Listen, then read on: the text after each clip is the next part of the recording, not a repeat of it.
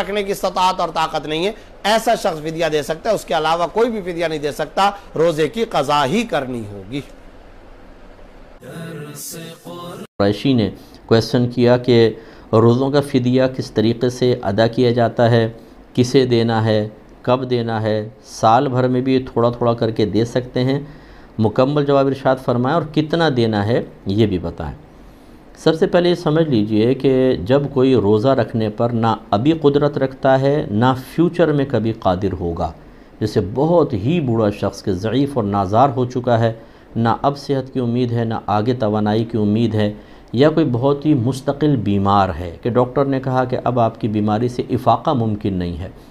تو وہ وقتی طور پہ بھی روزہ چھوڑ سکتا ہے، اور فیوچر کے بارے میں بھی ایسا ہے تو ان کو فدیہ دینے کا حکم ہوتا ہے۔ اور اگر کوئی وقتی طور پر بیمار ہے بعد میں صحت مل جائے گی،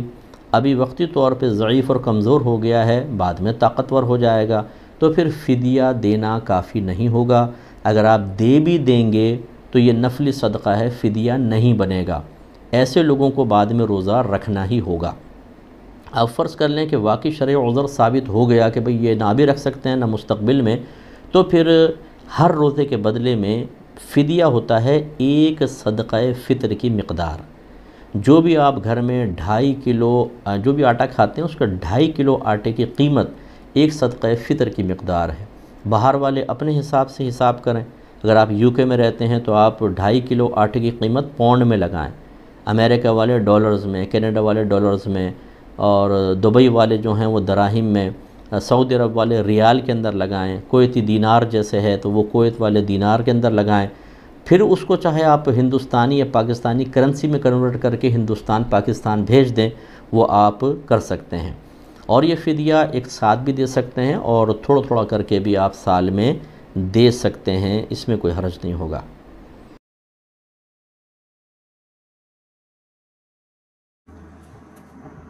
فدیہ کے بارے میں غلط فہمی۔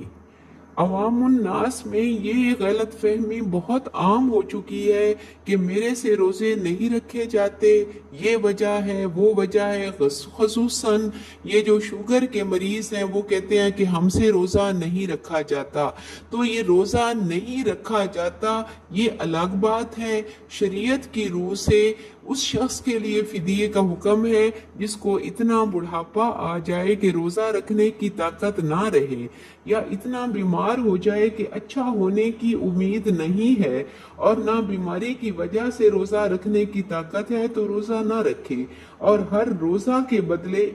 ایک مسکین کو صبح شام پیٹ بھر کر کھانا کھلائے، یا 1.25 سیر گندم یا اتنی قیمت دے دے۔ شریعت کی روح سے اسے فدیہ کہتے ہیں۔ یہاں ایک اور بات جو سمجھنے والی ہے وہ یہ ہے کہ اگر بیماری کی وجہ سے روزے نہ رکھے اور فدیہ دے دیا، پھر اللہ تعالیٰ نے بیماری سے شفا دے دی، تو ان روزوں کی قضا رکھنی پڑے گی اور جو فدیہ دیا تھا اس کا الگ ثواب ملے گا۔ کسی شخص کے ذمے کئی روزے قضا تھے، اس نے مرتے وقت وصیت کی کہ میرے روزوں کے بدلے فدیہ دینا، تو اس کے وارث اس کے مال میں سے کفن دفن کا خرچہ نکال کر، اور اگر قرض ہے تو قرض ادا کرنے کے بعد جتنا مال بچے اس میں سے 1/3 اگر نکل آئے تو فدیہ دے۔ اگر اس نے وصیت نہیں کی مگر وارث نے فدیہ دے دیا، تب بھی اللہ سے امید ہے کہ اللہ قبول کر لیں گے۔ اگر نمازیں قضا ہیں تو ہر نماز کا اتنا ہی فدیہ ہے جتنا ایک روزے کا ہے، لیکن یہاں بھی وہی حکم ہے کہ جب بیماری ختم ہو جائے، اللہ تعالیٰ شفا دے دے، تو نمازوں کی بھی قضا کی جائے اور فدیے پر ہی توکل نہ کیا جائے۔ اگر کوئی شخص مردے کی طرف سے قضا روزے رکھے یا قضا نمازیں پڑھے تو درست نہیں، مردے کے ذمے سے فرض کی ادائیگی نہیں ہوگی، البتہ نفل روزے رکھے، نفل نمازیں